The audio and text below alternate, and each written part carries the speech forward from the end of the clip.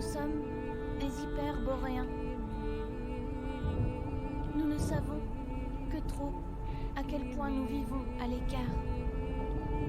Ni par mer, ni par terre, tu ne trouveras la route qui mène chez les hyperboréens. Voilà ce que Pindare savait déjà de nous. Au-delà du nord, de la glace, de la mort, notre vie, notre bonheur.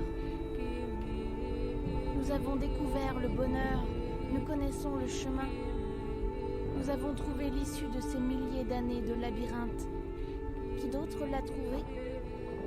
L'homme moderne, peut-être? Je ne sais de quel côté me tourner. Je suis tout ce qui ne peut trouver d'issue, gémit l'homme moderne.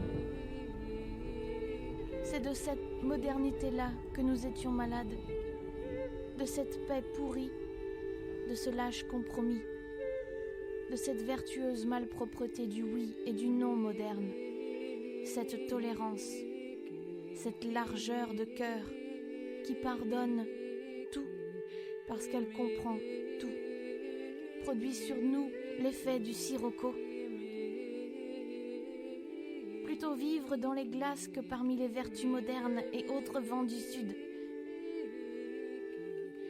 Nous avions assez de bravoure. Nous n'épargnions ni les autres, ni nous-mêmes. Mais longtemps, nous n'avons su que faire de notre bravoure. Nous devenions sombres. On nous appelait fatalistes.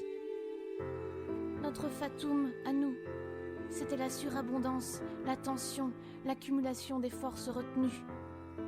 Nous avions soif d'éclairs et d'action d'éclat. Nous nous tenions le plus loin possible du bonheur des débiles, de la soumission.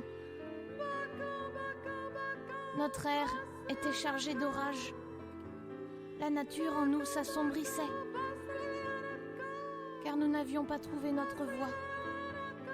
Formule de notre bonheur, un seul oui, un seul non, une ligne droite, un but. Nietzsche, l'antéchrist,